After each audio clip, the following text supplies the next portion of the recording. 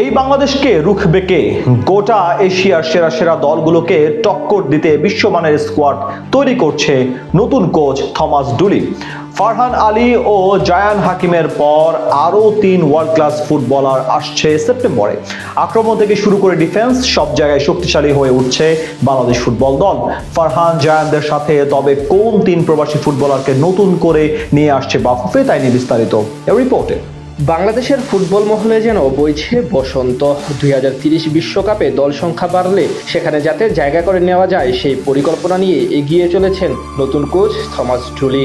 নিজেদের স্কোয়াডকে আরও বেশি শক্তিশালী করে তুলতে এখন থেকে একের পর এক বংশোদ্ভূত ফুটবলার নিয়ে আসছে বাফুফে।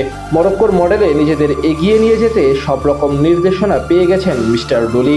তাই তো আগামী সেপ্টেম্বরে একসাথে 5 বিশ্বমানের ফুটবলার যোগ দিতে যাচ্ছেন স্কোয়াডে। প্রায় 2 যুগ পর দক্ষিণ এশিয়ার বিশ্বকাপ খ্যাত সাফের ট্রফি জিততে আটগাঁট বেঁধে প্রস্তুত টিম টাইগার্স। যে বাংলাদেশকে রুখা কষ্ট হয়ে যাবে গোটায় এশিয়ার সেরা সেরা দলগুলোর।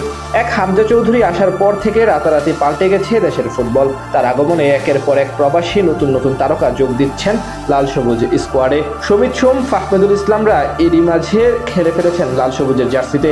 তবে এত কিছুর মাঝে সবচেয়ে বড় অপেক্ষার নাম ফারহান আলী ওয়াহিদ। সদ্য ইংলিশ প্রিমিয়ার লিগের ক্লাব ফুলহাম এফসির প্রি সিজন ম্যাচে সিনিয়র টিমের হয়ে অভিষেক করেন তিনি। দারুণ প্রতিভাবান এই ফুটবলার আসলে বাংলাদেশ দলের অ্যাটাকিং পজিশন চলে যাবে নতুন উচ্চতাতে।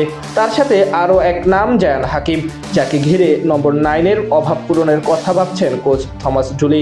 এদের সাথে নতুন করে আরও 3 জন ফুটবলার নিয়ে আসা হবে বলে জানিয়েছে বাফুফের সহসভাপতি ফাহাদ করিম। আগামী সেপ্টেম্বর উইন্ডোতে বাংলাদেশ দলকে শক্তিশালী করে তুলতে এবং পাইপলাইন আরও বেশি সমৃদ্ধ করতে ইউরোপ, যুক্তরাজ্য ও এশিয়া থেকে 3 জন ফুটবলারকে নিয়ে আসার কাজ চালিয়ে যাচ্ছে তারা। এই 3 জনের মধ্যে সবচেয়ে বড় নাম ম্যাক্স রহমান। সুইডেন বয়সভিত্তিক দলে খেলা প্রতিভাবান এই তরুণ বেশ আগে থেকেই বাংলাদেশের হয়ে খেলার আগ্রহের কথা জানিয়েছিলেন, কিন্তু পুরনো কোচ হেভিয়ার ক্যাব্রেরার কারণে আর খেলা হয়নি তার। নতুন করে বাফুফের মেগা প্ল্যানের অংশ হয়েছেন তিনি। জানা গেছে তার ক্লাব কোচের সঙ্গে এরই মাঝে যোগাযোগ করেছেন বাংলাদেশের হেড কোচ থমাস ডুলি। বাংলাদেশের ডিফেন্সকে আরও বেশি শক্তিশালী ও চীনের মহাপ্রাচীর করে তুলতেই তার প্রতি আগ্রহী বাফুফে। তার সাথে লন্ডন থেকে অমিত হাসানকেও আনার ব্যাপারে আগ্রহী বাফুফে। ফারহান আলী ওয়াহিদের ক্লাব ফুলহাম এফসির বয়সভিত্তিক দলে খেলছেন রাইট উইঙ্গার অমিত। প্রয়োজনে অ্যাটাকিং মিডফিল্ডেও খেলার সামর্থ্য রয়েছে এই তরুণের।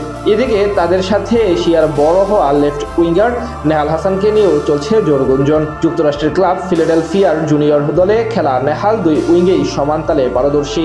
1-1-এ অ্যাটাকে উঠতেও তার সামর্থ্য রয়েছে।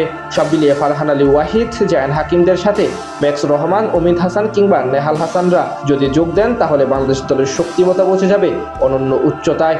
বর্তমানে তাদের সিভি জমা রয়েছে নতুন কোচ থমাস ডুলির হাতে। তিনি সিদ্ধান্ত নেবেন এই 3 জনকে কবে নাগাদ দেশে নিয়ে আসবেন।